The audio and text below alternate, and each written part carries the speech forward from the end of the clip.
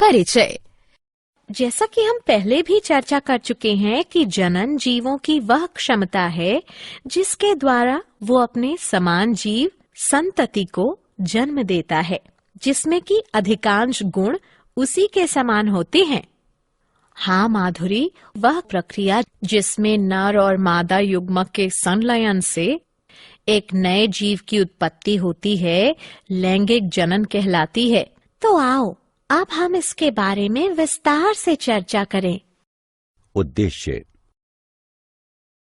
इस पाठ के अंत में आप निम्न करने में सक्षम हो जाएंगे: लैंगिक जनन को परिभाषित करना, पुष्पी पौधों में लैंगिक जनन को समझना, पुष्प की संरचना को समझना, बीजों की संरचना और उनके प्रकारों को पहचानना, एक लिंगी पुष्प की संरचना को समझना, द्विलिंगी यानी उभयलिंगी पुष्प की संरचना को पहचानना, अलिंगी पुष्प की संरचना को समझना, उभयलिंगाश्रयी और एकालिंगाश्रयी पौधों को पहचानना, पुष्प के कार्यों को समझना, पुष्पक्रम की संरचना तथा उसके प्रकारों को पहचानना, परागण की प्रक्रिया और उसके प्रकारों को समझना, निषेचन की प्रक्रिया को समझना, बीजांड की संरचना को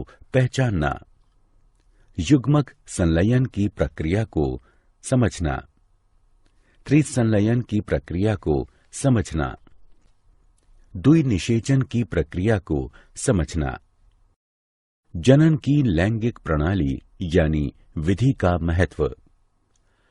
लैंगिक जनन संतति में गुणों की विविधता को बढ़ाता है। युग्मक में जीनों के नए जोड़ों को पास लाने के परिणाम स्वरूप आनुवंशिकीय विविधता बढ़ जाती है। जनन के दौरान दो अलग अलग जीवों के डीएनए के मिलने से नई जाति की उत्पत्ति में यह प्रमुख विशिष्ट भूमिका निभाता है।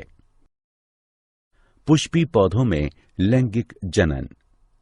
प्रारंभिक अवस्था में पौधे पत्तेदार या कायिक चरण में होते हैं तथा जब वे वृद्धि तथा जनन करते हैं अथवा प्रजनन चरण में, तब उन पर पुष्प बनते हैं। इसलिए हम यह कह सकते हैं कि पुष्प पौधे के जननीय भाग होते हैं। पुष्प पौधे का एक चमकीले रंग का जननीय भाग है। पुष्प के डंठल को पुष्पवृंत यानी पेडिकल कहते हैं। पुष्पवृंत का फूला हुआ चपटा सिरा पुष्पासन यानी थैलेमस बनाता है। पुष्पासन यानी थैलेमस से पुष्पीय यानी फ्लोरल पत्तियां निकलती हैं, जो कि 4 प्रकार की होती हैं: बाह्यदल, दल यानी पंखुड़ी, पुंकेसर और अंडप। बाह्यदल और दल यानी पंखुड़ी पुष्प के जनन के लिए अनावश्यक भाग हैं, जबकि पुंकेसर और अंडप पुष्प के आवश्यक भागों का निर्माण करते हैं तथा इनमें जनन कोशिकाएं पाई जाती हैं। बाह्यदल या कैलिक्स हरे रंग के होते हैं तथा पुष्प का बाहरी चक्र बनाते हैं। दल यानी पंखुड़ी या कोरोला बाह्यदल के बाद स्थित होते हैं। ये अधिकतर रंगीन होते हैं तथा कीटों को परागण के लिए आकर्षित करते हैं। पुंकेसर या पुमंग दल यानी पंखुड़ी के बाद स्थित होते हैं। प्रत्येक पुंकेसर वृत्त सदृश डंठल तंतु और चपटी घुंडी सदृश पराग कोश से बना होता है। पराग कोश में पराग पुटियां यानी पोलन सैक पाई जाती हैं, जो कि परागकण का निर्माण करती हैं। पुंकेसर पुष्प के नर भाग को प्रदर्शित करता है।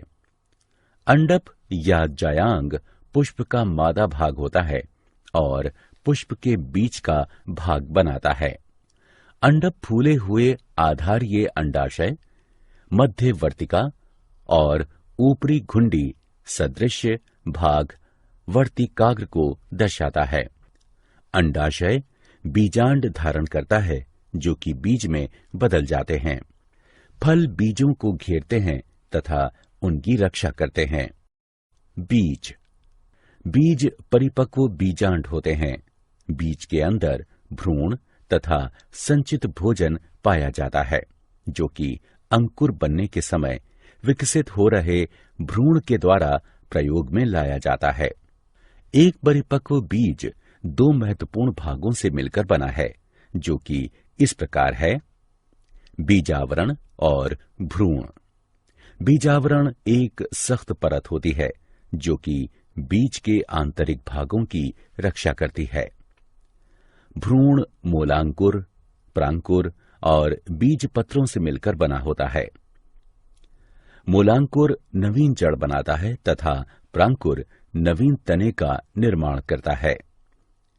बीज एक बीज पत्री तब कहलाता है जब उसमें एक बीज पत्र पाया जाता है तथा द्विबीज पत्री तब कहलाता है जब उसमें दो बीज पत्र उपस्थित होते हैं।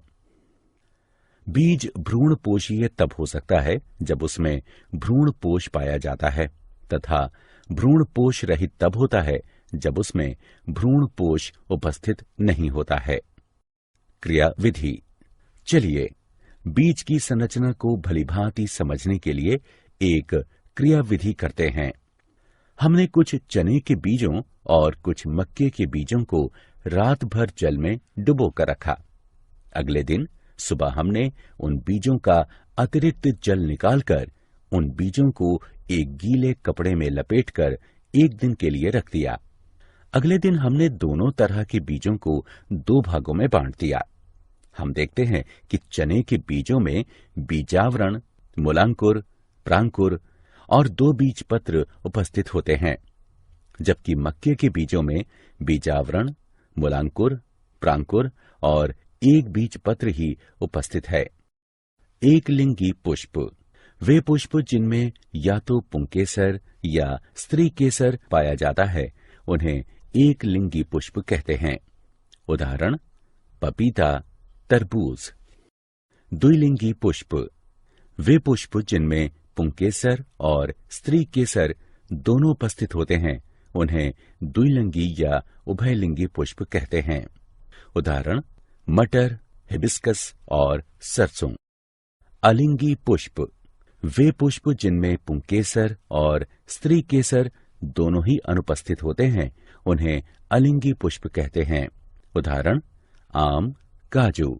उभयलिंगाश्रयी तथा एकालिंगाश्रयी पौधे।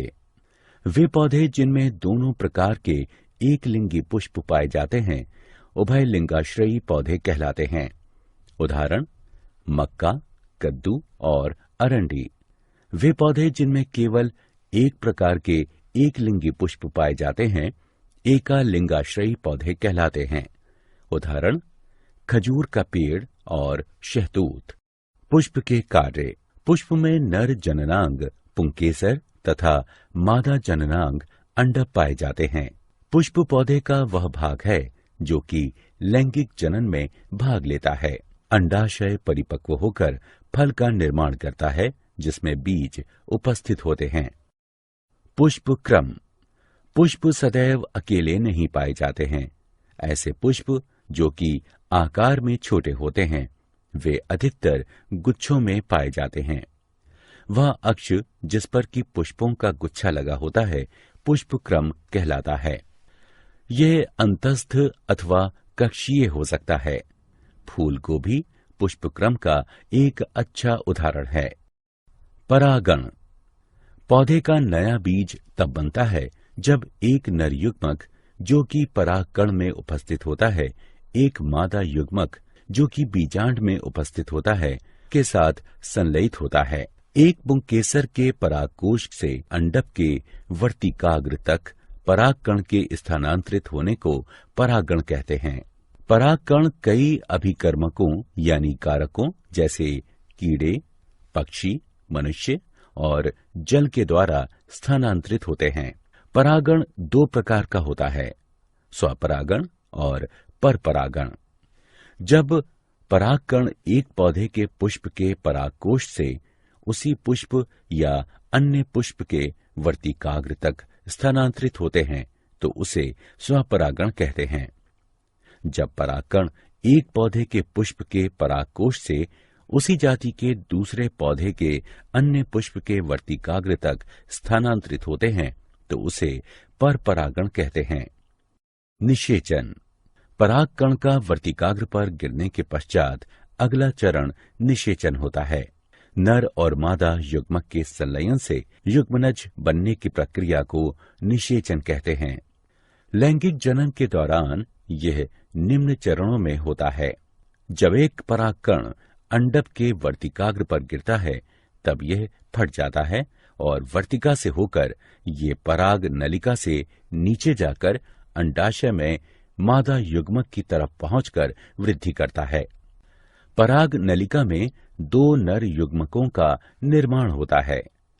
एक नर युग्मक पराग नलिका से नीचे चला जाता है। पराग नलिका अंडाशय के बीजांड में प्रवेश करती है। पराग नलिका का सिरा फट जाता है और नर युग्मक पराग नलिका से बाहर निकल आता है। अंडाशय में पराग का नर युग्मक बीजांड में उपस्थित मादा युग्मक अथवा अंड के केंद्रक से जुड़कर निषेचित अंड का निर्माण करता है, जिसे युग्मनज कहते हैं। निषेचन के पश्चात युग्मनज कई बार विभाजित होकर बीजांड में भ्रूण का निर्माण करता है। तब बीजांड एक सख्त आवरण का विकास करता है और बीज बन जाता है। बीज पौधे की जननीय इकाई है। ये अपने अंदर भविष्य के भ्रूण को रखते हैं, जो कि बाद में अंकुर में विकसित हो जाता है। बीजांड। बीज वाले पौधों में बहुत छोटी सी संरचना भ्रूण कोश होती है, जो कि बीजांड काय से घिरी होती है और निषेचन के पश्चात बीज में विकसित हो जाती है। इसके 3 भाग होते हैं। अध्यावरण इसकी बाहरी परत बनाता है। बीजांड काय यानी गुरु बीजाणुधानी तथा गुरु बीजाणु युक्त मादा युग्मकोद्भिद यानी गुरु युग्मकोद्भिद इसके मध्य में स्थित होता है। गुरु युग्मकोद्भिद, जो कि पुष्पी पौधों में भ्रूण कोश भी कहलाता है, निषेचन के लिए एक अंड कोशिका या कई समूहों में अनेक अंड कोशिकाओं का निर्माण करता है। निषेचन के पश्चात बीजांड एक बीज में विकसित हो जाता है। युग्मक संलयन। एक नर युग्मक अंड से संलयित होकर द्विगुणित युग्मनज बनाता है। इसे युग्मक संलयन कहते हैं। मेरुरज्जु प्रतिवर्ती क्रियाओं को नियंत्रित करता है और संदेशों को शरीर के विभिन्न भागों तथा मस्तिष्क तक संवहित करता है। त्रिसंलयन। दूसरा नर युग्मक द्वितीयक केंद्रक के साथ संलयित होकर प्राथमिक भ्रूणपोष केंद्रक बनाता है।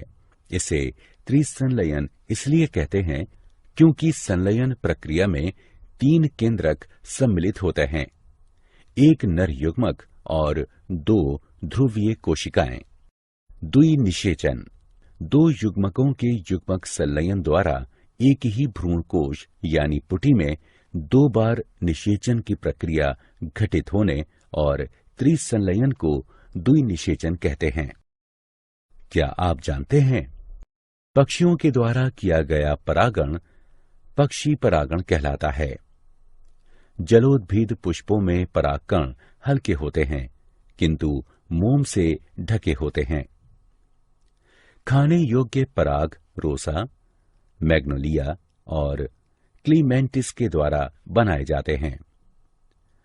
ज़ोस्टेरा में सबसे लंबा पराग लगभग 2500 माइक्रोमीटर लंबाई का पाया जाता है, जबकि मयोसोटिस में सबसे छोटा पराग लगभग 2.5 से 3.5 माइक्रोमीटर लंबाई तक का पाया जाता है।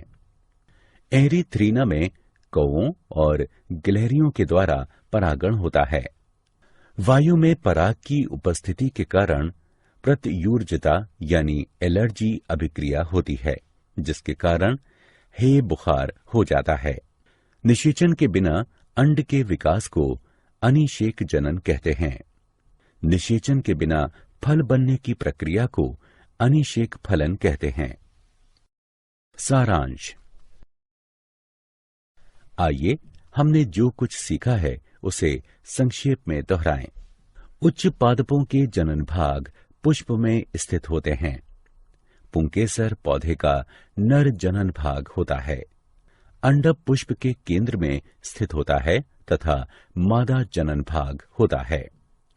परागकोश से वर्तिकाग्र तक परागकण का स्थानांतरण परागण कहलाता है। परागण दो प्रकार का होता है, स्वपरागण और परापरागण। अंडाशय पककर फल बन जाती है। फल बीजों को मुक्त यानी छोड़ने में सक्षम होते हैं। प्रत्येक बीज में एक भावी पौधा होता है जो कि अंकुरित होकर एक नया पौधा उत्पन्न करता है।